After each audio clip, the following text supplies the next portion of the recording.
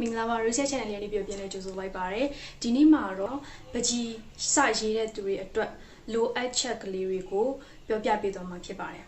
လိုအပ်ချက်ဆိုတဲ့အတိုင်းဒါပကြီးစရေးတဲ့သူတရားအတွက်တကယ်ကိုမရှိမဖြစ်လိုအပ်တဲ့လိုအပ်ချက်လေးတွေကိုပြောပြပေးသွားမှာဖြစ်ပါတယ်အဲ့တော့ဆက်ကြည့်လိုက်မယ်နော်အဲ့တော့ပထမဆုံးတစ်ခုအနေနဲ့အခြေခံပစ္စည်းတွေလိုပါတယ်ဥပမာကိုကခဲပကြီးပဲသွားမယ်ဆိုရင်ခဲတန်ခဲဖြက်စာရွက်စသဖြင့်ပေါ့နော်ဒီရေဆေးဘက်သွားမယ်ဆိုရင်ဒါရေ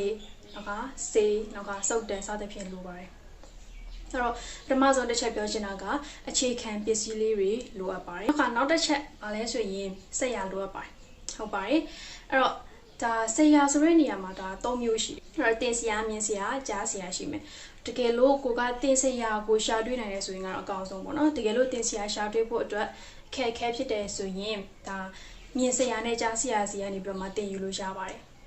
ဟုတ်ပြီနော်အဲ့တော့နောက်ထပ်တတိယတစ်ချက်ကပါလဲဆိုရင်တင်ယူလို့စိတ်ပြင်ပြမှုပေါ့နော်တင်ယူလို့စိတ်ပြင်ပြရမယ်အဲ့တော့ဒါဘလောက်ပဲပေါ့နော်ခက်ခဲတဲ့အရာကြီးဖြစ်နေပါစေကိုယ့်ရဲ့စိတ်ကပြင်းပြရဲဆိုရင်ဒါ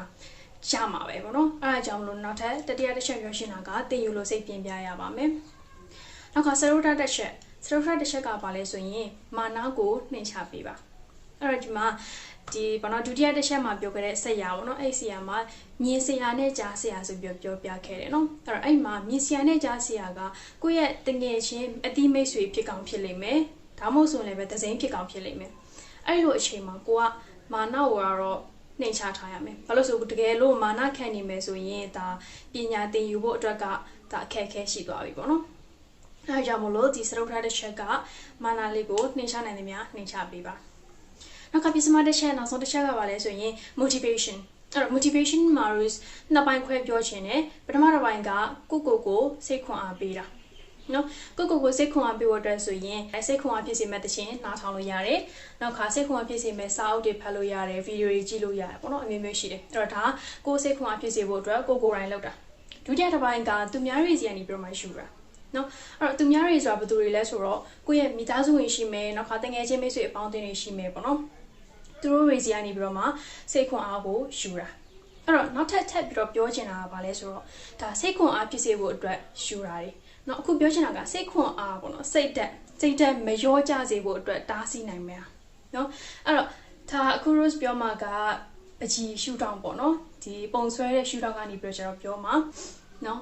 ကိုယ့်ရဲ့မနော်ပုံကိုယ့်ရဲ့ပကြီးအဲ့ဒီကောင်ကိုတခြားသူတွေရဲ့ပကြီးတွေနဲ့တွားပြီးတော့မှမရှင်နဲ့နော်မရှင်ပါနဲ့ဘာလို့ဆိုတော့ဒါသူကသူ့အနေနဲ့သူပေါ့နော်သူ့ရဲ့ level နဲ့သူကိုယ့်ရဲ့ level နဲ့ကိုဘာမှမဆိုင်ဘူးအဲ့တော့တကယ်လို့မှကိုကတွားပြီးမှနှိုင်းရှင်ကြည့်လိုက်တဲ့ဆိုရင်ကဒါကွာခြားချက်ကြီးကတော့တွေ့မှာပဲလीနော်အဲ့တော့ကြာရင်ဒါမနှိုင်းရှင်ပါနဲ့နှိုင်းရှင်ခံမယ်ဆိုရင်ကတော့စိတ်သက်ကတော့ထိုးကြသွားမှာဖြစ်ပါတယ်ဟုတ်ပါပြီအဲ့တော့ဒီဗီဒီယိုကိုပြန်ပြနေကုန်ချုပ်ရမယ်ဆိုရင်